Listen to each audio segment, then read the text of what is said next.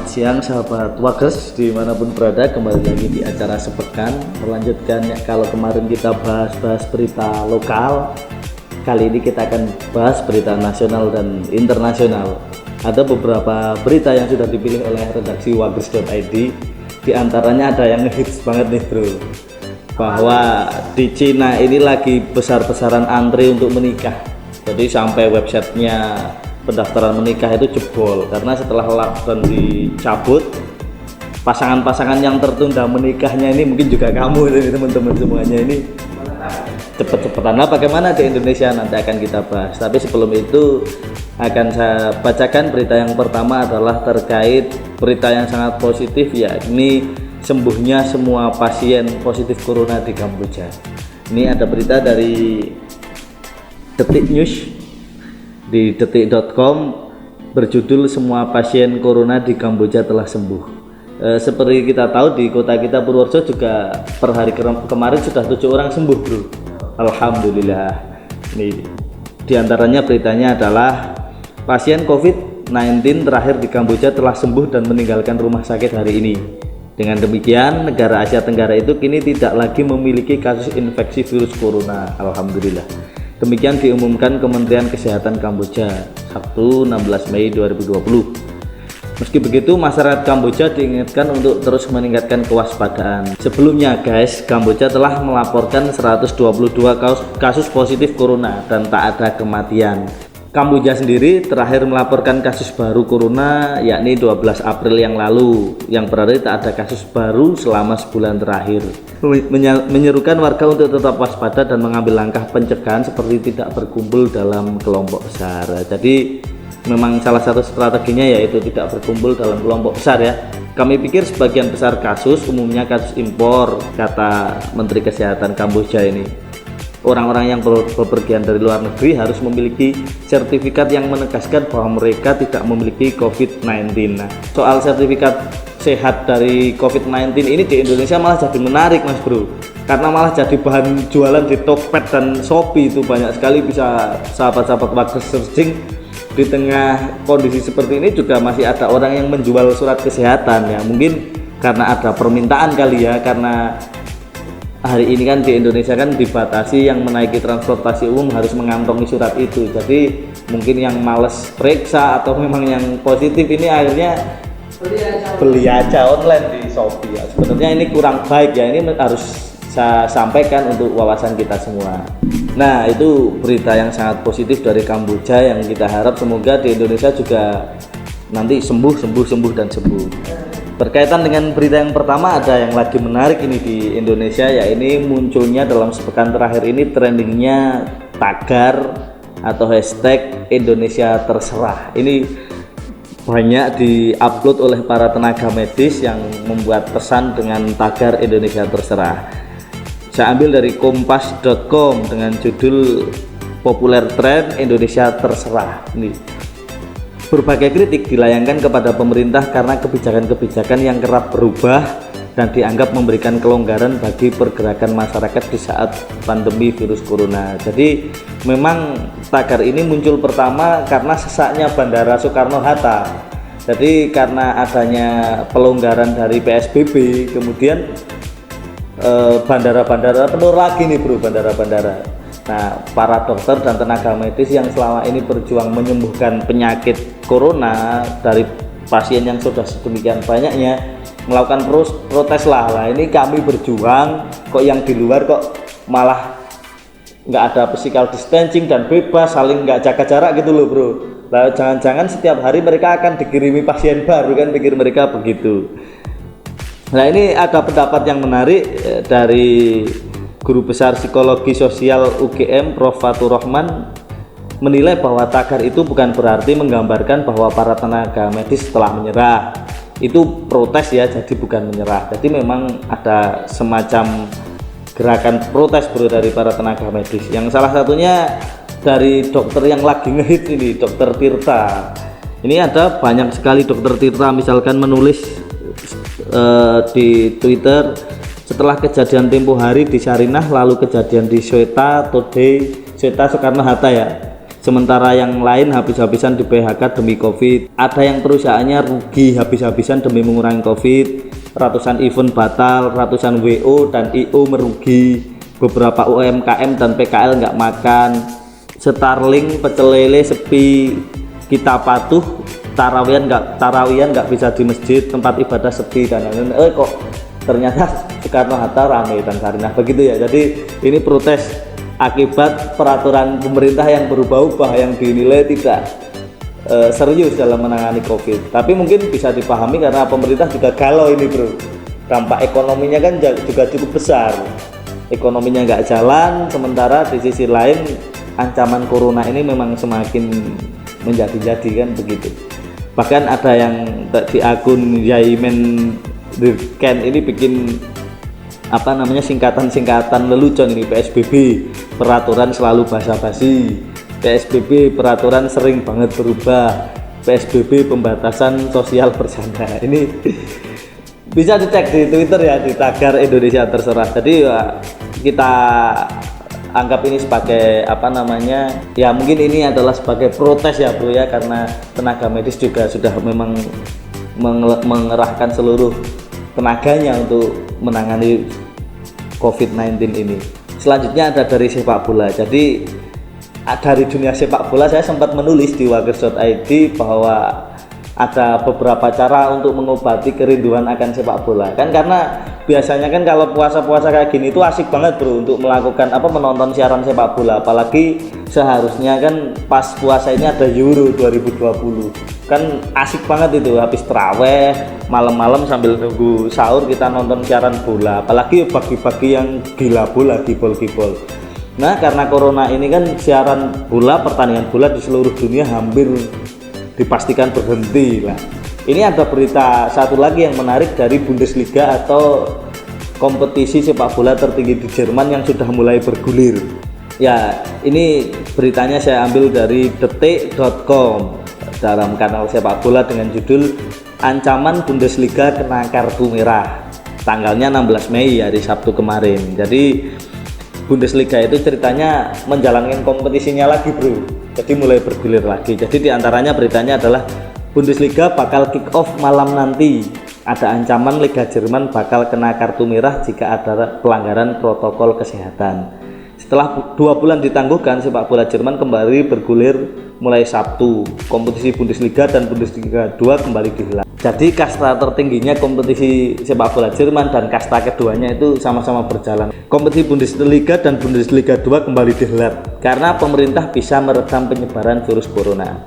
Namun terungkap beberapa klub masih bandel di tengah pandemi corona. Ada yang masih mengabaikan protokol kesehatan.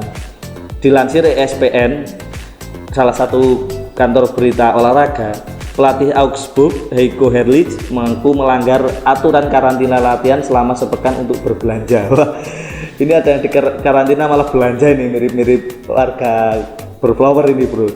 Alhasil ia tidak bisa mendampingi tim menghadapi Wolfsburg. Selain itu ada pula Werder Bremen yang mengkonfirmasi salah satu pemainnya positif corona. Jadi memang banyak pesepak bola yang terkena corona ya, kayak Dybala, kemudian ada beberapa pesepak bola terkenal dan olahragawan yang positif corona. Tapi untungnya beberapa orang yang positif corona di luar negeri itu punya kesadaran yang lebih, bahkan mereka mengumumkan di sosial medianya bahwa ini loh saya positif corona, jadi untuk beberapa saat silakan teman-teman semuanya untuk jaga jarak dengan saya. Jadi bukannya berbohong malah ngaku gitu loh bro, saya corona.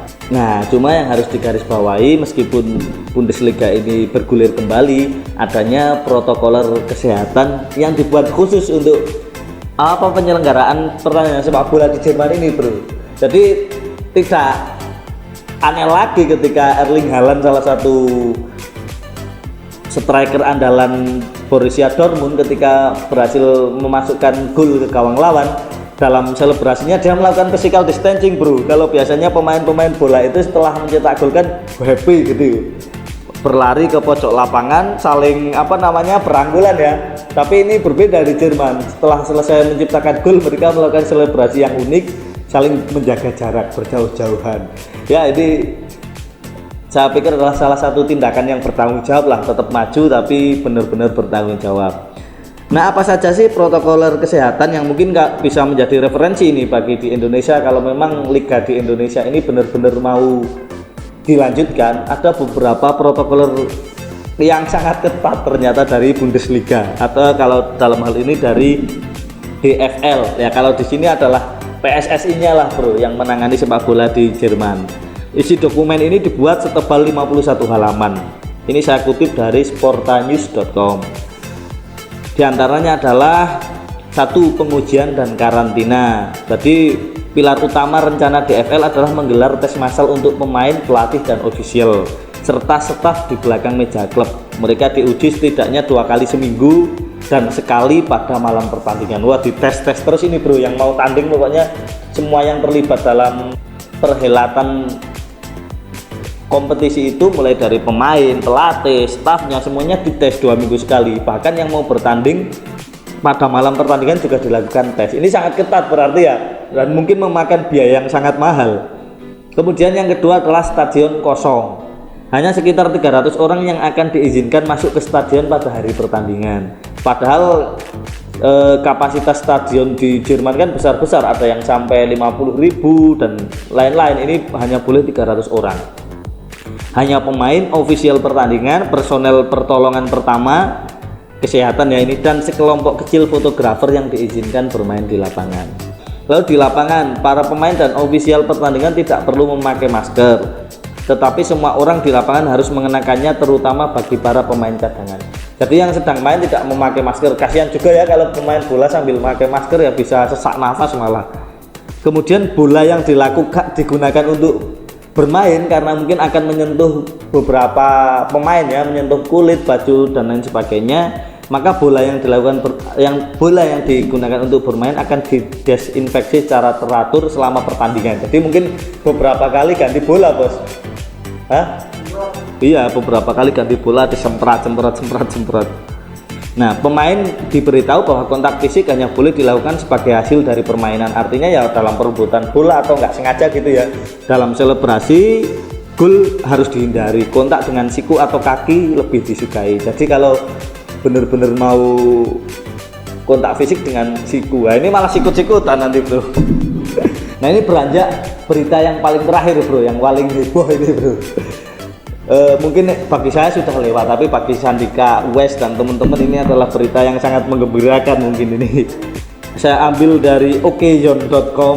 Ini ada berita yang menarik dengan judul "Bebas dari Lockdown, Pasangan Kekasih di Wuhan rame-rame ajukan permohonan menikah". Wah. Jadi ceritanya di Wuhan ini kan sudah dicabut lockdownnya, sehingga setelah dicabut lockdown buru-buru rebutan daftar menikah. Ini berita yang sebenarnya sudah cukup lama. Jadi ada fenomena menarik. Banyak orang mungkin berpikir penguncian lockdown yang disebabkan pandemi virus corona mendorong banyak pasangan kekasih untuk berpisah. Namun pasangan kekasih yang baru-baru ini lepas dari aturan lockdown di Wuhan membuktikan tren itu ternyata tidak benar. Mereka bahkan hampir membuat sebuah aplikasi yang digunakan untuk mendaftarkan pernikahan online itu tidak berfungsi. Setelah lockdown selama 76 hari di Wuhan akhirnya dicabut sepenuhnya pada Rabu. Jadi dicabutnya sudah lama ini, 8 April 2020. Setelah itu sistem permohonan pernikahan di aplikasi Alipay mengalami lonjakan 300%. Demikian diwartakan oleh Russia Today. Jumlah kunjungan ke aplikasi janji pernikahan di Wuhan melebihi harapan, sekitar 30%. Jadi harapannya yang menikah tidak sebanyak itu mungkin. Lu harapannya piye gitu. Yang menyebabkan pembukuan sementara, sistemnya down lah kayak gitu. Nah, uniknya mungkin ini juga dirasakan oleh beberapa pasangan di Indonesia bro, atau mungkin bahkan di kota kita yang sudah menjadwalkan pernikahan di bulan Syawal ya. Biasanya Pak rame-ramenya kalau Sandika ini kan tukang bikin undangan, itu kan biasanya di bulan Syawal itu rame ya bro, ini sepi. Nah tadi Dokter Tirta bilang juga wedding organizer itu kan jadi sepi karena adanya corona ini ya. Uniknya di Indonesia juga terjadi, banyak yang akhirnya menikahnya itu dibatalkan atau kalaupun terpaksa hanya mengundang segelintir keluarga, dan itu pun dilakukan di KUA. Nah yang menarik dari berita ini adalah di Indonesia pun terjadi. Jadi kalau tadi itu melalui Alipay ya di Wuhan, Indonesia juga punya sistem pendaftaran menikah secara online ini ya. Ini bagi para jomblo-jomblo yang berencana menikah atau bagi yang sudah hampir menikah, kalau belum tahu ada ini dari Kemenak yang namanya Sistem Informasi Manajemen Nikah atau SIMKAH, yang alamatnya di simkah.kemenak.go.id. Nah, jumlah pendaftar nikah online itu jadi bertambah bro, gara-gara corona jadi melonjak. Pertengahan April itu sudah hampir 30.000 calon pengantin yang mendaftar secara online, kata Direktur Jenderal Bimbingan Masyarakat Islam Kemenak Kamarudin Amin. Kamarudin menjelaskan Kemenak tak lagi melayani akad nikah per 1 April 2020. Hal itu dilakukan merespon imbauan physical distancing yang disampaikan Presiden Joko Widodo. Meski begitu, Kemenak masih melayani akad nikah bagi para catin yang telah mendaftar sebelum 1 April 2020. Jadi bahkan sempat ditutup sementara ini bro. Tapi ada juga berita kelanjutannya ini yang lumayan baru dari kompas.com, ini pada akhir April berjudul Kemenak buka kembali layanan akad nikah. Jadi teman-teman yang sempat tertunda ini ayo segera daftar ini karena mungkin akan dibatasi lagi. Jadi beritanya, setelah sempat terhenti sejak 1 sampai 21 April 2020, layanan akad nikah di kantor urusan agama KUA kecamatan kembali dibuka. Namun itu hanya diizinkan bagi calon pengantin yang telah mendaftar sampai dengan 23 April 2020. Wah, ini dibatasi lagi. Sementara bagi permohonan yang didaftarkan setelah tanggal 23 April, ia mengatakan tidak dapat dilaksanakan sampai 29 Mei 2020. Berarti akhir bulan ini ya bro. Berarti pendaftaran pun sekarang sedang ditutup. Nah, yang boleh dilaksanakan akadnya itu yang mendaftar sampai dengan 23 April. Jadi teman-teman semuanya harus sering-sering update ini di website Kemenak atau mendatangi KUA di kecamatan masing-masing. Siapa tahu nanti di awal bulan pendaftaran itu kembali dibuka, dan kalau melihat siklusnya ini bisa jadi cepat-cepat kembali ditutup lagi ya bro. Nah, itu alamatnya di simkah.kemenak.go.id. Kemenak mencatat ada 54.569 calon pengantin yang telah mendaftar hingga 23 April 2020. Wow, banyak juga. Ternyata orang Indonesia banyak juga yang pengen menikah di hari-hari ini. Jadi itu beberapa berita-berita menarik yang dipilih oleh redaksi Wakers.id pada kesempatan pagi hari ini. Tunggu lagi kami di sepekan selanjutnya untuk menyampaikan berita-berita yang hits dan hot baik di Purworejo, nasional maupun internasional. Demikian, terima kasih sahabat-sahabat Wakers dimanapun Anda berada, semoga sehat selalu, selamat berpuasa dan selamat menyongsong Idul Fitri. Sampai jumpa.